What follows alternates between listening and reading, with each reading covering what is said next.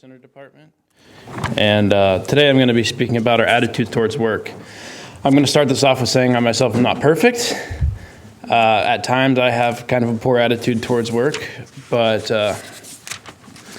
right off the bat, we learn about work in the Bible. Genesis 1:1. The first thing, in the beginning, God created the heavens and the earth. So the first thing God ever did was an act of work. And what was his attitude towards it? We find out in Genesis 1:31. Hang on. Here it is. God saw that all that he had made, and it was good. Evening came and morning, in the sixth day. He saw that it was good. He worked. He was happy with it. He saw that it was good. God's first command to man. Hang on. Hang on. There's a video. Sorry. I had this up, it closed. 127 and 28. God created man in his own image. He created him in the image of God. He created them male and female. God blessed them, and God said to them, "Be fruitful and multiply, fill the earth and subdue it. Rule the fish of the sea, the birds of the sky, and every creature that crawls on the earth." So God's first act was to do work, both creative and being fruitful and multiplying and fill the earth, and then laboring and subduing the earth and ruling over the fish in the sea. But then, why do we have such a bad attitude of work? And it comes down to the fall when it says, "And he said to Adam, because you listened to your wife's voice and ate from the tree about which I commanded you, do not eat from it. The ground is cursed because of you.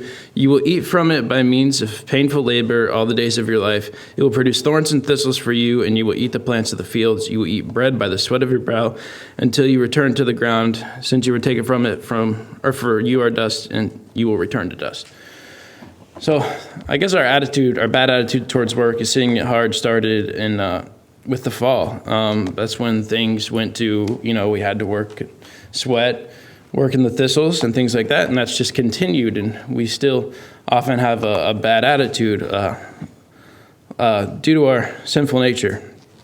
And it says, this quote I said, "The ground, or its equivalent for us, fights us, our tools fail us, our indwelling, prideful or slothful sin inhibits us, our frail bodies weaken us, other sinners impede us, demons assail us," and that's why we have a lot of times a sort of negative attitude towards work.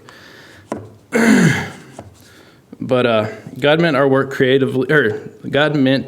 to creatively and vigorously steward some part of his creation, to be a means of providing for our needs and to serve others and to bring us joy.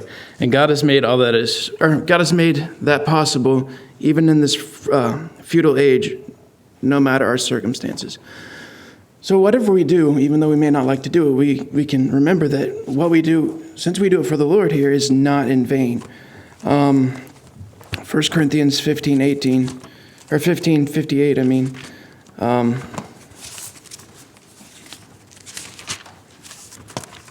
says, it's the last verse in 1 Corinthians. Or the last verse in chapter 15 of 1 Corinthians, it says, "Therefore, my dear brothers, be steadfast and movable, always excelling in the Lord's work, knowing that your labor in the Lord is not in vain."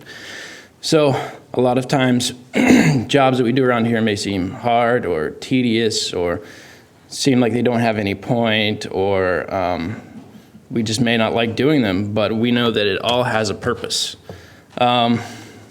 Sometimes I think, how is raking these paths really serving the Lord? But without those paths, we could not have the mud run. Without the mud run, that raises us thousands of dollars for the orphans. So everything we do here, even though it may not seem directly like it's service, it all has a purpose, and therefore it's not in vain. Galatians 3:23 tells us, or not Galatians 3:23, Colossians 3:23. It tells us, whatever you do, do it as something done unto the Lord and not unto man. And so what we do, we need to do it for God. We need to keep a good attitude about it. We need to realize that what we're doing is not in vain and it all has a purpose. Thank you.